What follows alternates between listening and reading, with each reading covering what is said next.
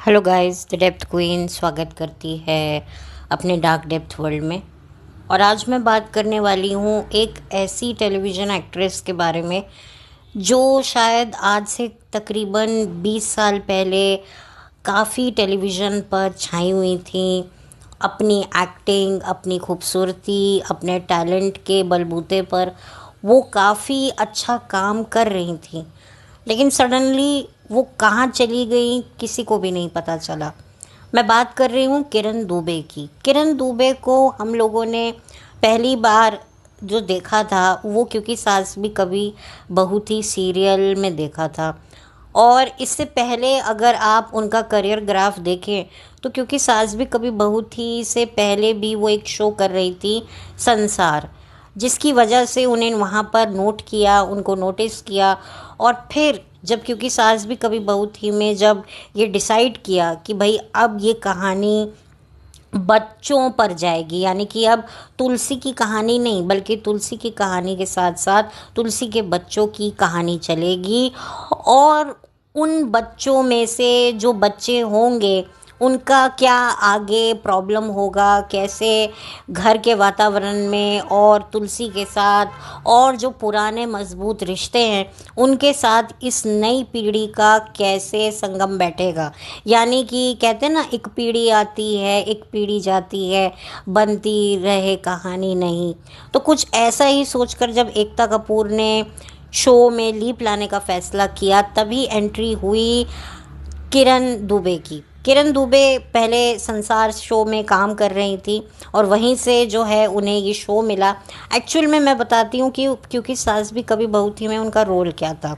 Actually क्या होता है, जो तुलसी होती है उसका देवर होता है, उसका नाम भी सीरियल में किरण होता है। अब किरण और उसकी पत्नी जो हैं वो काफ़ी समय से बच्चे की कोशिश कर रहे होते हैं, उनको हो नहीं पा रहा होता है। तो तुलसी अपना बेटा गौतम उनको गोद दे देती है। अब होता ये है कि एक दिन पति पत्नी जो हैं यानी कि तुलसी के देवर और उसकी बीवी एकाएक देश छोड़कर विदेश भाग जाते हैं। और वहीं पर जो है इस लड़की का जन्म दिखाया गया है। इसका ऑन स्क्रीन नेम था करिश्मा, यानी कि ये गौतम की बहन बनती हैं। यानी कि जो देवर थे और देवरानी थे उन्होंने पहले तो गौतम को गोद लिया, फिर बाद में उनको खुद की औलाद पैदा हो गई जिसका नाम था करिश्मा। तो ये था किरण का रोल। एक तरीके से जो किरण थी वो गौतम की बहन का रोल उन्होंने अदा किया, क्योंकि ऑफिशियली जो है तुलसी के देवर और देवरानी गौतम को अडॉप्ट करते हैं, यानी कि कानूनी तरीके से वो अडॉप्ट करते हैं, ज़बानी तरीके से नहीं। और यही वजह है कि जो है जो गौतम होता है वो काफ़ी समय तक अपने चाचा चाची को ही अपनी माँ बाप समझता है।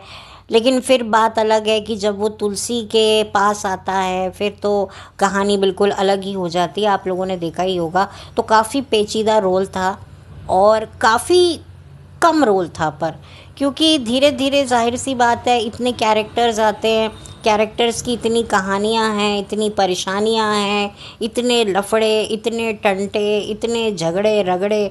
तो आप लोगों ने देखे ही 8 साल तक तो आप लोगों ने भी क्योंकि सास भी कभी बहू थी को झेला ही होगा, तो आपको पता ही होगा। अब हुआ ये है कि क्योंकि सास भी कभी बहू थी का जो है नया सीज़न आया है, सीज़न 2 आया है, जिसे लोग देख रहे हैं। कहीं ना कहीं वही लोग देख रहे हैं जो शायद तुलसी को लोग मिस कर रहे थे स्मॉल स्क्रीन पर, क्योंकि काफ़ी समय से जो स्मृति ईरानी है वो छाई हुई थी पॉलिटिक्स में।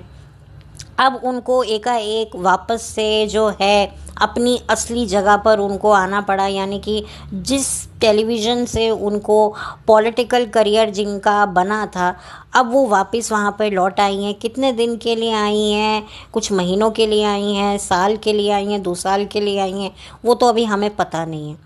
लेकिन क्योंकि सास भी कभी बहू थी वापस आया है, तो काफ़ी जो किरदार उस शो में थे वो वापस से उस शो का हिस्सा बन चुके हैं। काफ़ी चेहरे ऐसे होंगे जो आपको अब दिख रहे होंगे जो पहले नहीं दिखते थे। जब मैंने, क्योंकि सास भी कभी बहू थी का रोस्ट किया था, तब मैंने ये ज़िक्र किया था कि उस शो में कई ऐसे चेहरे होंगे जो उस शो के बाद कभी नहीं दिखे। तो ये किरण दुबे का भी ये वही चेहरा है। मैं काफ़ी टाइम से किरण दुबे को ढूंढ रही थी कि भाई ये गई तो गई कहाँ, क्योंकि एक टाइम बाद किरण दुबे ने ये शो भी क्विट कर दिया था क्योंकि सास भी कभी बहू थी। और फिर एकता के दूसरे शोज़, कहानी घर घर की में, क्या हादसा क्या हकीकत, ऐसे शोज़ में भी उन्होंने काम किया, लेकिन वहाँ से भी जो है उन्होंने एग्ज़िट ले लिया और काफ़ी समय तक वो गायब रहीं। लेकिन अब हाल ही में उनके इंटरव्यूज़ वगैरह वायरल हो रहे हैं और जब मैंने उनको देखा तो मैं शॉक्ड रह गई कि अरे ये तो किरण है। और एक और मैं आपको मज़े की बात बताऊं कि जब वो, क्योंकि सास भी कभी बहू थी की शूटिंग कर रही थी, तो वहाँ पर उनका जो लव अफेयर था, असल ज़िंदगी का जो अफेयर था, वो उनका शुरू हो गया था उनके ऑन स्क्रीन ब्रदर यानी कि गौतम विरानी से। जी हाँ, पर्दे पर भले ही वो उनके भाई बने थे लेकिन असल ज़िंदगी में उनके बॉयफ्रेंड थे। यानी कि ऑन स्क्रीन भैया और ऑफ स्क्रीन सैया वाली उनकी जो थी वो कहानी चल रही थी। लेकिन एकाएक उनका ब्रेकअप भी हो जाता है। और अभी तक मैं आपको बताऊं, जितना मुझे पता चला है, खुद मैंने किरण का ये इंटरव्यू अभी लेटेस्ट देखा है विकी लालवानी के साथ, जो कि जाने माने पत्रकार हैं और काफ़ी उनका पॉपुलर चैनल भी है यूट्यूब पर और बहुत बड़े बड़े स्टार्स के साथ वो बातचीत करते रहते हैं। तो उनके इंटरव्यू उन्होंने लिया किरण का और किरण की पूरी लाइफ के बारे में किरण ने बताया कि क्यों उन्होंने छोड़ा, क्यों उनका ब्रेकअप हुआ। तो ये सारी बातें मुझे जानने को मिली एंड ट्रस्ट मी, जब मैं सीरियल में किरण को देखती थी ना, तब किरण ऑफ कोर्स बहुत यंग भी थी, तो मुझे लगता था कि हाँ एक लड़की है खूबसूरत सी प्यारी सी। लेकिन अब मैं जब उनकी बातें सुनती हूँ, उनके जो उनके जो मैंने बातें सुनी, उनकी कन्वर्सेशन जो मैंने सुनी है इंटरव्यूज़ में, मुझे लगा यार ये बंदी कितनी मैच्योर है, कितनी सेंसिबल है और कितना ज़्यादा इसे लाइफ के एक्सपीरियंस को इसने जो है अपने अंदर जो है वो रखा हुआ है। देखिए, अब असल ज़िंदगी में ये कैसी हैं या क्या बैक स्टोरी है वो एक अलग बात है, लेकिन अगर आप इनका इंटरव्यू सुनेंगे ना तो आपको लगेगा कि भाई इस लड़की का चेहरा ही नहीं बल्कि इसकी सीरत भी बहुत सुंदर है। तो बिल्कुल कहते हैं ना, beauty with brain, beauty with beautiful heart, बिल्कुल वैसा ही आपको लगेगा किरण दुबे का इंटरव्यू सुन के। इन्होंने बताया कि इन्होंने वो शो क्यों छोड़ा और सबसे इंटरेस्टिंग बात अगर मैं आपको बताऊं जो मुझे पता चली इनके इंटरव्यू से, कि स्मृति ईरानी के साथ इनका बहुत बड़ा एक इशू चल पड़ा था। यहाँ तक कि स्मृति ईरानी ने इनको मेकअप रूम से बाहर जाने को बोल दिया था। तो आप सोचिए कि स्मृति ईरानी जो कि उनका एक इमेज है, लेकिन कुछ ऐसे भी लोग रहे हैं शो में जिनके साथ स्मृति की बिल्कुल भी बनी नहीं, और ये उनमें से एक है। और इन्होंने हालांकि बहुत ज़्यादा तो कुछ नहीं बोला, लेकिन उन्होंने बताया कि जब उन्होंने अपना पॉलिटिकल करियर चुना तो कुछ बातों को लेकर हमारे बीच में बहस हुई और वो बहस ऐसी थी कि उन्होंने उन बातों को कुछ ज़्यादा ही पर्सनली ले लिया, जिसकी वजह से उनके बीच में कॉन्फ्लिक्ट हुए। ये भी एक वजह थी शो छोड़ने की।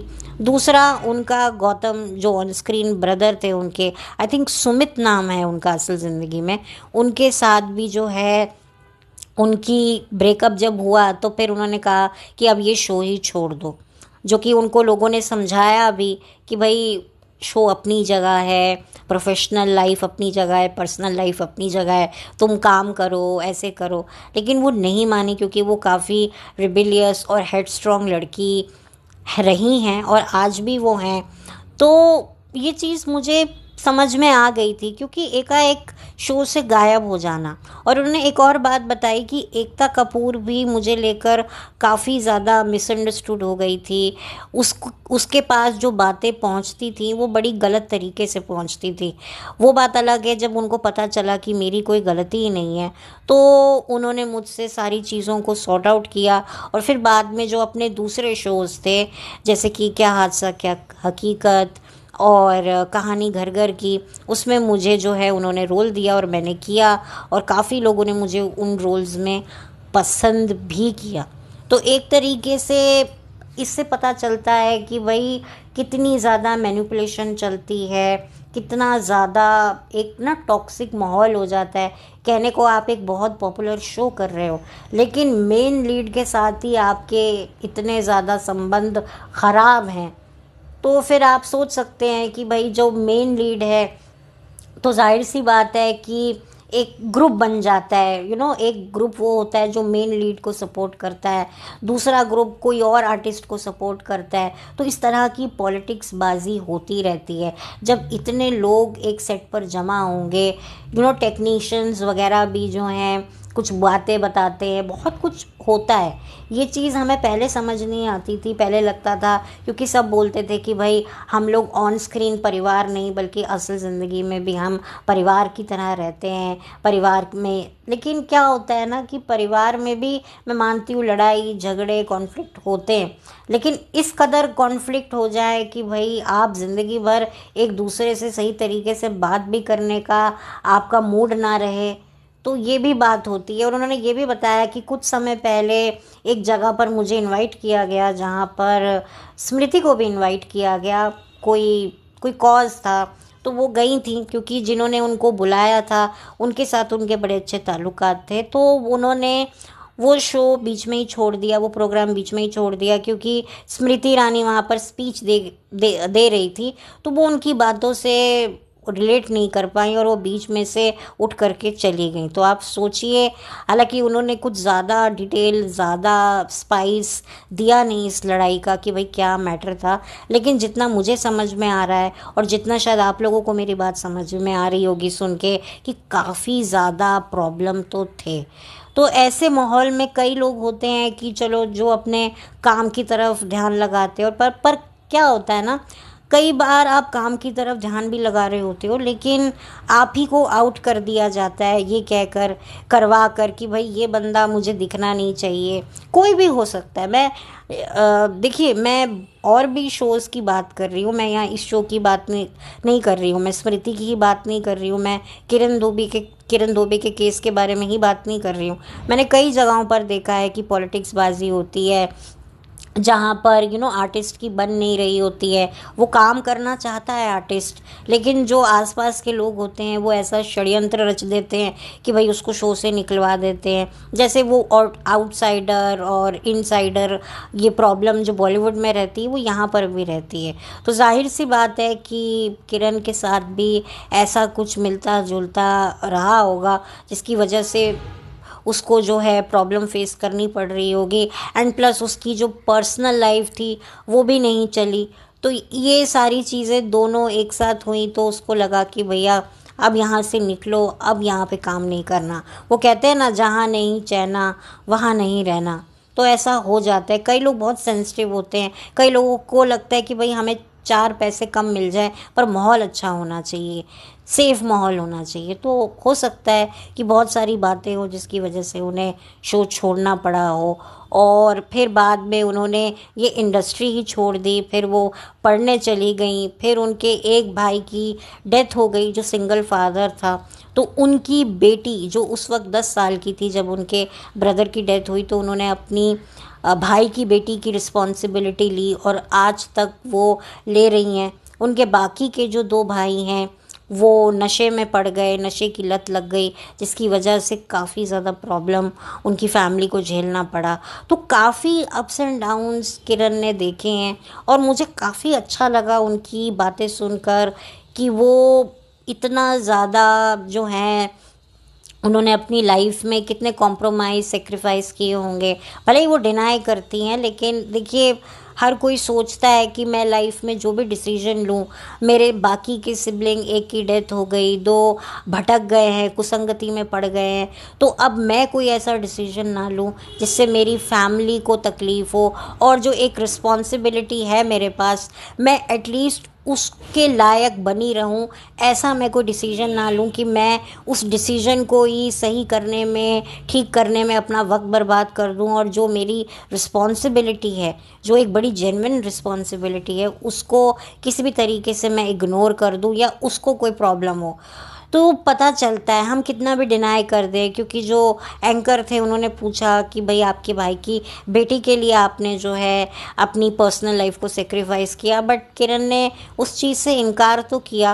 लेकिन देखो, हर कोई सोचता है कि भाई मैं लाइफ में शादी कर लूँगी, फिर मेरे खुद के बच्चे हो जाएंगे, तो फिर क्या होगा। और क्योंकि वो कहती भी हैं कि मैं अपने भाई की बेटी के लिए सिर्फ एक मदर फिगर नहीं हूँ, बल्कि एक फ़ादर फिगर भी हूँ। तो ये मुझे बात बहुत अच्छी लगी, और दिल से मेरी जो था एक रिस्पेक्ट बढ़ी है कि क्या मतलब बंदी है। और कभी कभी जो ऐसे दिखने वाले लोग होते हैं, बड़े लाइक कि हम जज कर लेते हैं कि यार ये होगी भाई, अब तो क्या कर रही होगी। मुझे कभी कभी लगता था कि मे बी शायद ये किरण दुबे ने शोज छोड़ दिए तो ये भी कहीं विदेश में बैठी होगी शादी करके, बच्चे पैदा करके।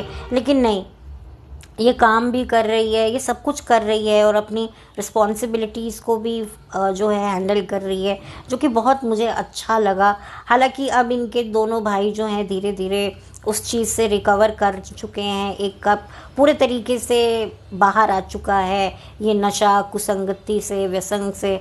और दूसरा जो है वो बहुत जल्दी वो भी बाहर आ जाएगा, वो भी जो है उस पर वर्क कर रहा है। तो ये मैं मानती हूँ कि जब कोई परिवार का कोई सदस्य ऐसे कुसंग व्यसंग में पड़ जाता है, तो घर का माहौल कह लो, आपकी मेंटल पीस कह लो, उसमें फ़र्क तो आता ही है, बहुत प्रॉब्लम होता है। और आपके अगर घर में एक बच्चा ऑलरेडी है जिसके दोनों पेरेंट्स नहीं हैं, और वो आपकी रिस्पॉन्सिबिलिटी है, तो और भी ज़्यादा आपको लगता है कि यार बच्चा क्या माहौल देख रहा है। मैं इस बात को बहुत अच्छे से समझ सकती हूँ। तो मैंने काफ़ी चीज़ों को रिलेट किया कि वो जो जिस सिचुएशन में है, कहीं ना कहीं मैं उस सिचुएशन को बहुत अच्छे से समझती हूँ। तो इसी वजह से मुझे किरण दुबे की जो है इंटरव्यू काफ़ी अच्छा लगा। और उन्होंने बताया कि भाई मेरा ब्रेकअप जो हुआ मेरे ऑन स्क्रीन ब्रदर से, जो असल ज़िंदगी में मेरे बॉयफ्रेंड थे, क्योंकि हमारे विचार नहीं मिले। और आज भी मतलब बर्थडेज़ पर हम एक दूसरे को मैसेज करते हैं, बाकी तो ऐसा कुछ हम टच में नहीं हैं। तो ये उनकी एक छोटी सी कहानी थी जो उन्होंने बताई। लेकिन इसमें ऑफ कोर्स बहुत सारे ऐसे पन्ने भी होंगे, बहुत सारे ऐसे चैप्टर्स भी होंगे जिसके पन्नों को उन्होंने नहीं पलटा। देखिए, हर किसी के क्लोजेट में स्केल्टन होते हैं, हर कोई जो है एक पर्टिकुलरली ही अपने आप को बता सकता है अपने बारे में। तो ठीक है, जितना भी उन्होंने बताया है उसके बेसिस पर ही मैं बात कर रही हूँ। और काफ़ी मुझे स्ट्रॉन्ग और काफ़ी सेंसिबल पर्सनालिटी मुझे लगी किरण दुबे। हालांकि कहीं ना कहीं देखने में वो बड़ी सॉफ्ट सी, ब्यूटीफुल सी मुझे महिला पहले भी लगती थी और अभी भी लगती हैं। लेकिन जब वो बात करती हैं तो लगता है कि नहीं भाई, ये कोमल है पर कमज़ोर नहीं है। तो ये चीज़ मुझे उनके वो वाइब आई। और अभी भी शायद ये फ़िल्मों में काम कर रही हैं, कुछ प्रोजेक्ट है शायद इनका। और मैंने इंस्टाग्राम पर भी इनको जो ढूंढा है और मुझे ये दिखी हैं। और ऑफ कोर्स ये अभी भी सिंगल हैं, और इनका जो डिसीजन है वो बिल्कुल भी गलत नहीं है। भाई, सिंगल रहना कोई गुनाह नहीं है। तो और ये अपनी रिस्पॉन्सिबिलिटीज़ को भी बहुत अच्छे से फुलफ़िल कर रही हैं। इनके पेरेंट्स हैं, और जो भी इन्होंने अपनी ज़िंदगी में देखा काफ़ी स्पिरिचुअल हैं, ओशो में ये काफ़ी बिलीव रखती हैं। तो इन्होंने बताया कि कैसे इनकी लाइफ में कितने चेंजेस आए जब ये ओशो में इनका बिलीव जो है वो बैठा। तो काफ़ी अच्छा इंटरव्यू है, और मैं चाहूँगी कि आप इनकी बातें सुने। और जो भी इनको जानते होंगे सीरियल के माध्यम से, जो भी इनको पहचानते होंगे, जिन्होंने भी उस दौर में जो शोज़ आते थे उनमें इनको देखा हो, तो प्लीज़ बताना कैसा आपका एक्सपीरियंस रहा। एक्ट्रेस तो ये अच्छी हैं, लेकिन ठीक है, इनका जितना भी करियर रहा वो अच्छा रहा, और इन्होंने बड़े बड़े प्रोजेक्ट्स में काम किया। अभी इनसे ये भी पूछा गया कि ये क्योंकि सास भी कभी बहू थी 2 में है या नहीं है, तो डेफिनेटली अभी तो इन्होंने मना किया कि मैं नहीं हूँ।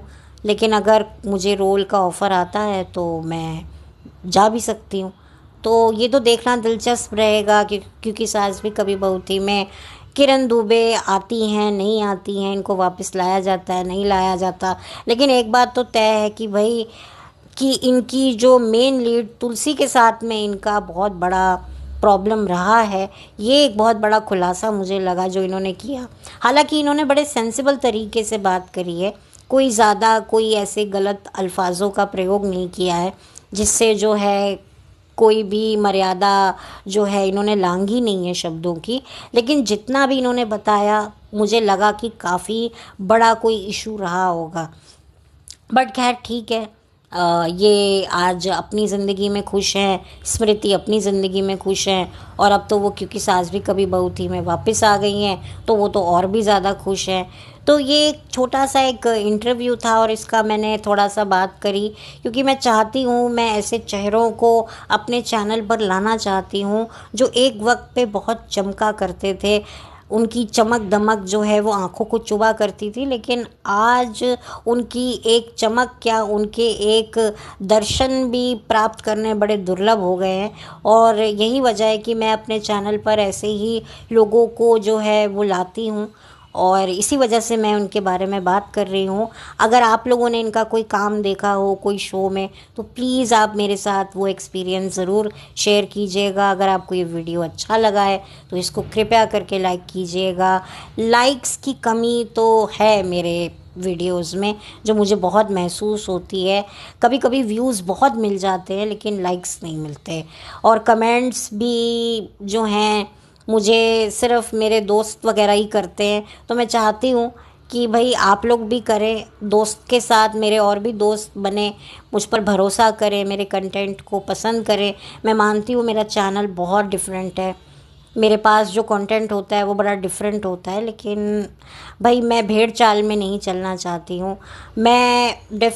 मैंने जिन टॉपिक्स पर यूट्यूब पर ज़्यादा चर्चा होती है मैंने उनके बारे में भी बात करी है, लेकिन जहाँ मुझे लगा है कि मेरा ओपिनियन देना बनता है तो कभी मैंने खुलकर बात करी है, कभी मैंने ढका छुपा के बात करी है, क्योंकि भाई मैं नहीं चाहती कि किसी को हर्ट हो, मैं कुछ भी ऐसा बोलूं जिससे मुझे लगे कि यार मुझे ये बोलना नहीं चाहिए था, मुझे अफसोस नहीं होना चाहिए कि यार मुझे ये नहीं करना चाहिए था, वो नहीं करना चाहिए था। तो वो उस अफसोस के साथ मैं यूट्यूब पर काम नहीं करना चाहती हूँ।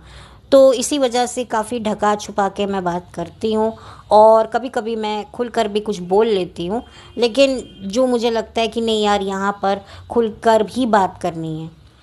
तो बस यही था, और तो कुछ मेरे पास कहने को है नहीं किरण दुबे के बारे में। I just wish her good luck, और मैं चाहूँगी कि अपनी लाइफ में बहुत अच्छा करें और इनको अपनी ज़िंदगी में वो सब मिले जो वो चाहती हैं।